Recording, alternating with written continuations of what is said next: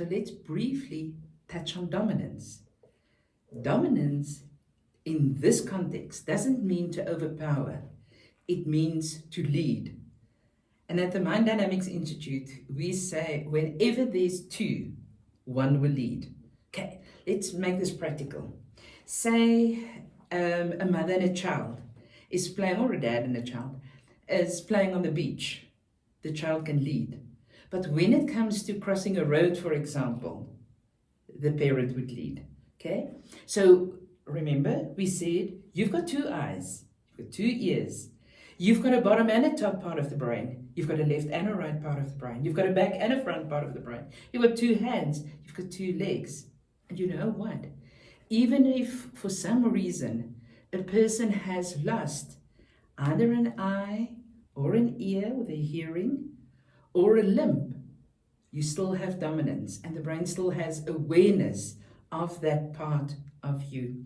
So wherever there's two, where there's a pair, one will lead. So dominance means the one eye or the one ear, not all, one eye will lead, one ear will lead, the bottom or the top part of the brain will lead, the left or the right part of the brain will lead, the back or the front part of the brain would lead, the left or the right hand, and the left or the right leg. So you may have noticed that it's color-coded in blue and red. What's the story with blue and red? Well, it's just a way of representing function, because it makes it a little bit easier for us to interpret as accredited practitioners, but it also makes it easier for the client to relate. And as from now, I'm going to talk about blue and red, just to make our understanding a little bit easier. So where does the blue and the red come from? Well, it actually starts with the left and the right brain. So the left brain, and when you look at the Mind Dynamics profile image, it's a mirror image. So your left is left in the image. Your right is right in the image. Okay? So your left would be a blue brain. Your right would be a red brain. And nature is amazing. The one side of the brain controls the other side of the body. And the other side of the brain controls the opposite side of the body. And I mentioned my dad earlier on. My dad was an amazing influence in my life. And he would often call me to his workshop when he was building a shelf or something like that. And he would explain stuff. Yeah, I've got a kind of a mind that wants to understand how does it work. Remember, was his influence as well. Whenever you build a shelf, you never just have two uprights and then the shelving. You always strengthen it with crossbars at the back. Why? Because it stabilizes.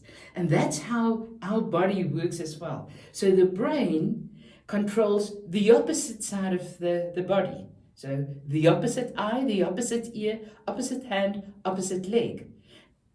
This side of the brain, which is left, would control the right eye, right ear, right hand, right foot.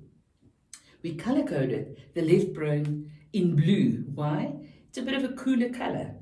Okay, it's just the color. We could have used any other color. But the blue symbolizes the qualities of the left brain. What do we know about the left brain? We can sit here and talk for hours about the qualities associated with the left brain. And what is fascinating, you know, the split brain research that was done by Roger Sperry. Ornstein was involved as well, but it was mostly ascribed in literature to Ornstein. When that split brain research was phenomenal. But then, unfortunately, people went overboard with that, and they over-commercialized a serious scientific fact. And as Jill Bolter Taylor says in her latest book, it seems like the scientific community backtracked on that research, that it was so contaminated with all kinds of irresponsible application that it seems to have fallen by the wayside. There is such a thing as a left and right brain. And Joel Bolter Taylor says it very, very clearly, that it is like two completely different people or personalities living in the brain. So the left brain blue brain, is associated with logic, with analysis, with being critical and analytical. The left side of the brain, what do you know about it? In your own mind, just think of a couple of qualities. It's the language side of the brain. And so we can go on and on and on. Your manual there's extensive information in your manual about the qualities of the left brain. And once you are qualified, you'll see it. You would have seen it in your own profile. Every Mind Dynamics profile report gives you all the information. It's a script. It's right in front of you. But I want you to understand it. So the blue brain controls the blue eye because they share quality and function, the blue ear, the blue hand, and the blue foot. Okay, so what does that mean? That means the blue eye, which is the right eye, would be prone to critical and analytical visual observation. It looks for mistakes. It's predisposed to look for mistakes. Why? Because it's plugging into the blue brain that says, give me facts, give me details, give me the stuff, man. I want to know, but give me the details and the facts. Okay? So how would the right ear listens to what is being said? Okay? So it's important, it's critical, it's analytical, it's grabbing onto, can you remember Pac-Man? It's like these little Pac-Man grabbing onto facts and transferring it to the logical, organized, linearly organized left side of the brain. Oh, the left side of the brain loves receiving information from the blue eye and the blue ear because it's compatible. And then the blue brain loves sending information to the blue hand and the blue foot. Why? Because the blue brain feeds into the blue hand. What kind of information? Factual, detailed information. And because the blue brain is so good with language, what would the blue hand represent? Language. Ability to express oneself clearly in a logical and a critical and analytical manner. And you see its flow. Flow from the input to the brain to output. And if it's all blue, hey man, life is easy. What about that blue foot? How will the blue foot that draws information from the logical, detailed part of the brain, planned part of the brain, how would it step forward? In a controlled and a planned and organized manner. Does that make sense? I hope so. So let's talk about red. So the red brain, what is the red brain associated with? Well, creativity, the bigger picture, creative problem solving. The right brain loves people. Blue brain, very good with task. Red brain, very good with people. Okay, so what does that red brain thrive on? Opportunities to problem solve, opportunities to be creative, to be innovative. The red brain does not thrive on repetition or maintenance. It thrives on novelty and challenge. So the red brain, which is right, would control the left eye, which is red. So that left eye would search for information that would satisfy the needs of the red brain. So what would the red eye do? Look at the bigger picture.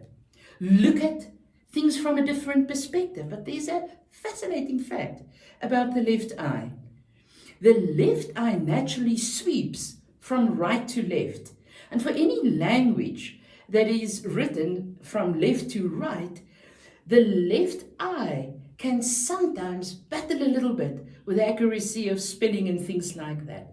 But it's the left eye's ability to sweep from right to left that gives it that ability to see things from a different perspective.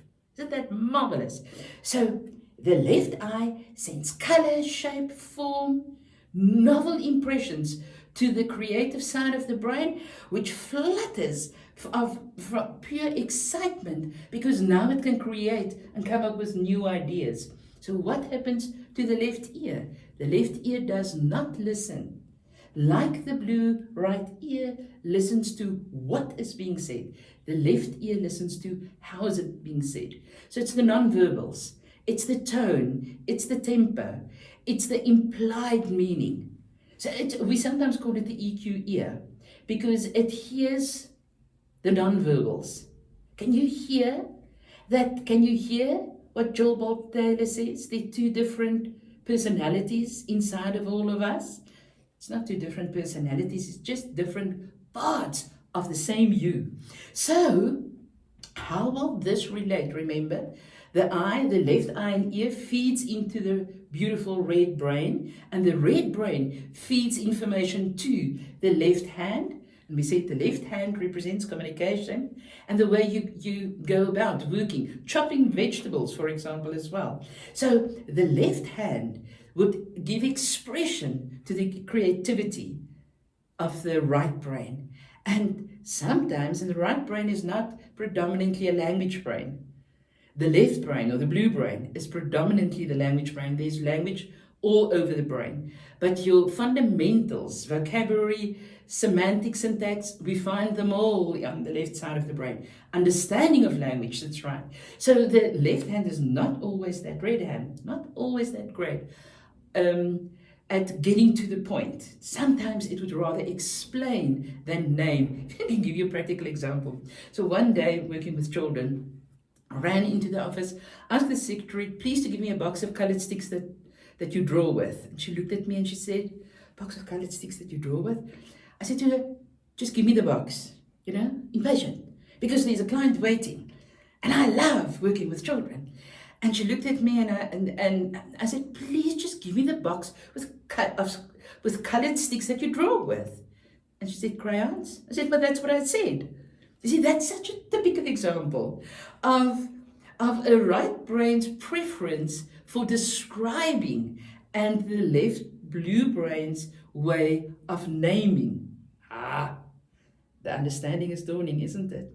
Wonderful. So let's get to the leg. So the blue leg, remember we said, it draws information from the controlled left brain, blue brain. So the red leg draws its information from the creative, off the wall sometimes, creative problem solving red brain. So does it follow instructions? Nah. Does it love to discover uncharted territory? Absolutely. And it thrives on Frank Sinatra's My Way. So the left leg acts in an innovative way. So we have all of these bits. Remember, this module is about dominance. And but now he's saying, yes, we're there too. One will lead, but not only will one lead, what is the meaning or the characteristics of the leading expert?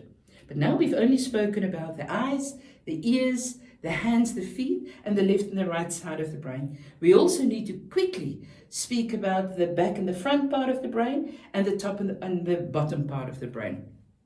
Let's start with bottom, because information flows from the senses through the bottom brain en route to the top part of the brain. So as we said, the bottom brain refers to the limbic system, or the emotional part of the brain. So if the bottom brain is dominant, it means one has a strong tendency for information to pause on the heart, to pause in the emotions before it progresses up to the thinking part of the brain. And for that reason, we color-coded the bottom part of the brain in red. And the top part of the brain is color-coded in blue. Why? Because it's not as warm as the bottom part of the brain. It tends to be a little bit cooler. Now remember, the top part of the brain subdivides into left and right. Don't forget that, okay? So it's not, the left and right is not another part of the brain. It's a top brain that subdivides into left and right, and each left and right part subdivides into a back and a front part of the brain. So the last two parts that we need to name is the back and the front part of the brain. But just before we get to them, let's just say a little bit more about the bottom and the top part of the brain. So if the bottom brain is dominant, one tends to be more emotional or have a stronger gut feel that you pay attention to it. You know, that sense of other people or sensing atmosphere. Okay, where the top part of the brain does not mean when a person is top brain dominant that they don't feel. They just don't show that they feel. they have more emotional control. And when information flows through the brain, it goes a little bit quicker past the emotions en route to the thinking part of the brain. A handy way to understand that is to think of an elevator. So if you think of the emotional part of the brain as the first floor, if a person is bottom brain dominant, the elevator would stop and open on the first floor. You would spend some time there before the doors would close, and you would progress to the top part of the brain. What happens to somebody who's top brain dominant? The elevator goes past the first floor, en route to the top floor, but it doesn't pause as much on the bottom part of the brain. Does that make sense to you? Okay, so now it's the last part, and it's the third part of information processing. So is it processed at the back of the brain, or is information processed in the front part of the brain? Now there's a huge difference. All sensory information has to go to the back brain for processing, okay, before it moves across the participatory midline, the fold of Ronaldo, to get to the front part of the brain, which is the motor or movement part of the brain. So because they're two, as in nature, when there are two, one will lead. So a person can be back brain dominant. What does that mean? It makes them more observant. It may make them a little bit more quiet. It may result in them not always stepping forward very quickly, but observing, and their natural leadership style may be more of a herding style than the dictator style. Okay, so what's the opposite of back? Front. And what does the front part of the brain tell us? The front part of the brain is about output. It's output driven. So in terms of back and front part of the brain, back part of the brain, input driven. So the role of the senses, if you're back brain dominant, the role of the senses are more important. If you front brain dominant, because the front brain controls motor output of the muscles, the arms and the legs. And remember, the arms represent the mouth, but because we only have one mouth, we can't have dominance of top lip, bottom lip. Nah. So we use both hands. So the moment a person is front brain dominant, they're output driven. So sometimes they can be so quick off the mark that they may miss crucial information because they just listened long enough or read long enough to get an idea to go over into action.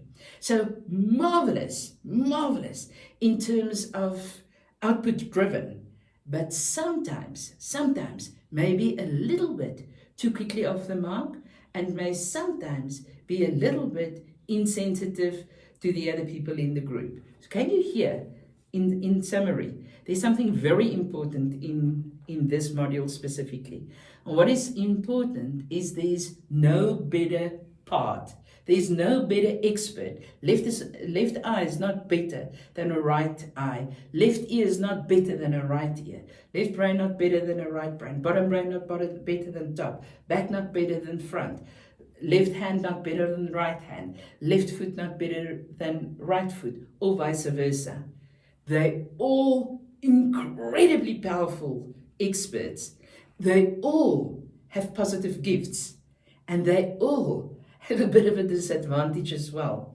Okay? But it's in understanding that we have all of this. But in the mind dynamics profile, we tend to specialize in one of the experts in each pair. And that one expert in each pair, so there are 14 variables, okay? 14 variables is your potential. Your expression of your potential is very often in 7 of those variables, which we call your expert zone in terms of your mind dynamics profile. Man, isn't this a fun, exciting, stimulating journey?